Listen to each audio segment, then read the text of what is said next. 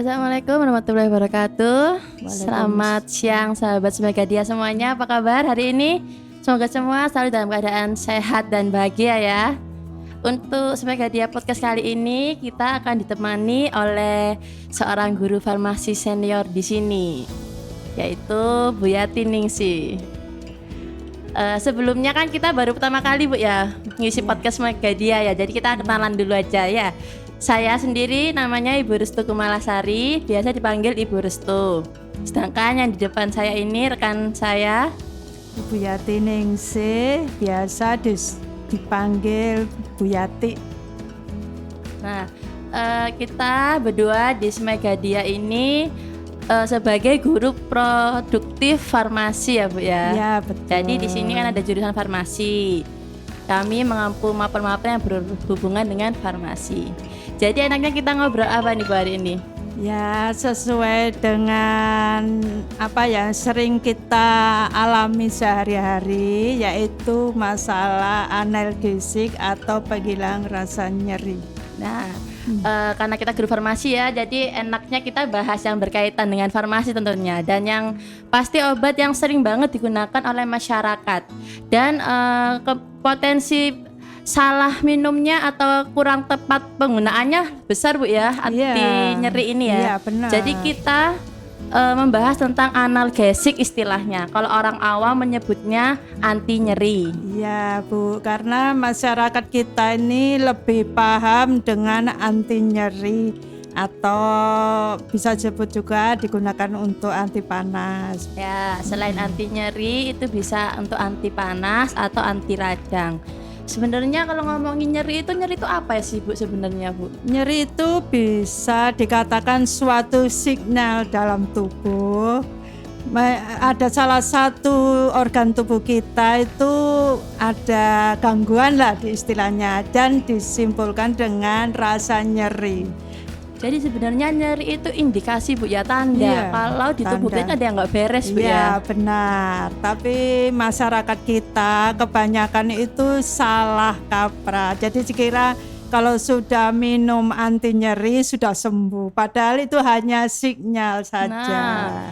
Jadi nyeri itu sebenarnya bukan penyakit ya, lebih ke gejala. Iya. Gejala suatu penyakit. Jadi kalau kita merasakan nyeri, terus minum anti nyeri, sembuh, dikiranya sudah sembuh. Padahal belum tentu penyebab penyakit itu sudah teratasi Bu ya. Iya betul. Jadi harus dicari sebabnya apa. Misalnya kita pusing itu karena tensinya naik atau turun, itu bisa nyeri.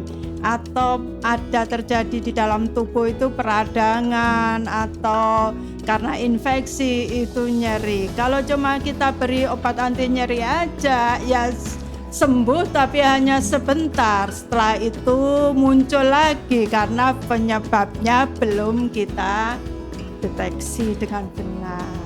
Iya, terus seandainya nih Bu ada orang yang setiap nyeri minum obat nyeri, setiap nyeri minum obat nyeri, nggak mau ke dokter, alasannya ke dokternya ribet, mahal dan sebagainya. Efeknya apa Bu jangka panjangnya nanti kalau selalu minum anti nyeri tadi? Betul Bu, itu masyarakat kita kadang-kadang seperti itu. Itu sangat tidak benar karena akan menimbulkan penyakit-penyakit baru dengan mengkonsumsi obat nyeri itu. Misalnya penyebabnya karena diabetes atau darah tinggi, diberi obat anti nyeri. Lah itu hanya sembuh sementara, setelah itu gejalanya akan muncul lagi.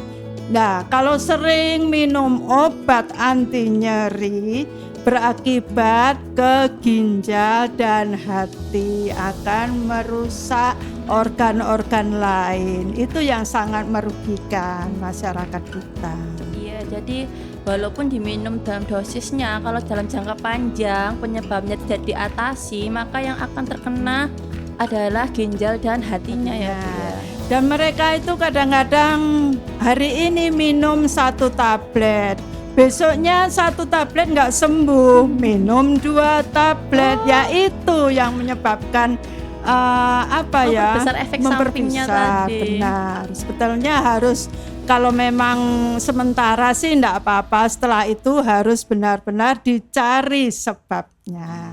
Gitu, Ibu. Biasanya 3 harian Bu ya. Kalau Iya. misalnya udah minum anti nyeri selama 3 hari gejalanya masih terus terjadi, jadi lebih baik ke dokter aja. Benar itu Ibu. Jadi kita itu sebaiknya memberikan wawasan kepada masyarakat kita Betul, Bu. agar lebih cerdas untuk diri pribadi dan keluarganya. Gitu Ibu. Iya, terus obat anti nyeri yang umum digunakan di Indonesia ini apa Bu? Yang menurut kita ya Bu Ya. ya, itu biasanya paling ringan adalah paracetamol. Kalau di dalam bahasa Latinnya acetaminophen. Paracetamol. Ini memang sangat familiar ya. Iya. Kita semua pasti tahu apa itu paracetamol walaupun bukan orang farmasi Bu ya. Iya, benar. Contohnya obatnya tuh seperti kayak Oskadon gitu ya, isinya Benar, paracetamol, paracetamol, Tempra, iya. Panadol. Itu pasti udah sangat familiar di kalangan masyarakat Indonesia. Walaupun kelihatannya itu obat bebas dengan label hijau, ini obat bebas. Tapi walaupun gitu kan ada efek sampingnya kalau kita minum tanpa resep dokter. Jangan sedikit-sedikit kita pusing atau nyeri beli paracetamol walaupun murah, tapi kalau kita minum tanpa kita deteksi akibat dari sinyal tubuh itu Iya, akan merugikan penyebabnya kita. harus tahu kenapa Iya. sampai nyeri Bu ya. Ini Iya. yang ini bentuk sirup ya Bu Bentuk ya. sirup, Untuk bentuk anak-anak yang ada tablet, ini ada rasa iya. stroberinya. Ya, ada tablet, Tablet sirup. sirup, Ada juga yang bentuk yang dimasukkan ke dubur, Bu ya. Itu namanya suppositoria Suppositoria. kalau dalam istilah Itu, farmasinya. Ya, kalau memang anaknya atau sudah lansia mungkin sulit Oh, untuk iya. menelan tablet, bisa memakai suppositoria itu. Infus pun ada, tapi kalau infus yang kita anjurkan itu yang memakai atau memasangkan ke infus adalah para medis atau dokter. Iya, karena kan nggak bisa sendiri Bu ya, Iya. harus ada ahlinya yang memakaikannya kalau infus. Betul, itu hanya untuk menghilangkan rasa nyeri. Walaupun sekarang maaf ya, COVID-19 itu kan ada nyerinya. Paracetamol sering digunakan. Tapi ya hanya untuk menghilangkan nyerinya saja, bukan mengobati yang sebenarnya. Terus yang masyarakat itu banyak nggak tahu Bu atau pengen tahu gitu. Biasanya kan kalau orang hamil dan menyusui itu kan susah banget Bu ya minum obat, takut kalau mau minum obat takut Iya. ada efek ke janinnya. Iya. Kalau misalnya orang hamil atau menyusui merasakan nyeri, apa aman ini minum paracetamol gitu atau obat anti nyeri yang lain? Sampai saat ini memang dirasa masih aman, tapi ya walaupun aman, janganlah kita sebentar-bentar minum obat walaupun itu paracetamol. Jadi kalau paracetamol ini masih aman Bu ya. Aman. Berdasarkan penelitian masih belum ada efek yang serius pada bayi dan ibunya Bu ya. Belum, asalkan si ibu, calon ibu tadi tidak ada penyakit penyertanya, misalnya punya kelainan ginjal, sakit ginjal atau gitu, apa. Kalau iya, itu iya. memang benar-benar harus diperhatikan. Iya benar. Terus minumnya kadang-kadang orang kan aku pusing langsung minum tuh nggak apa-apa Bu?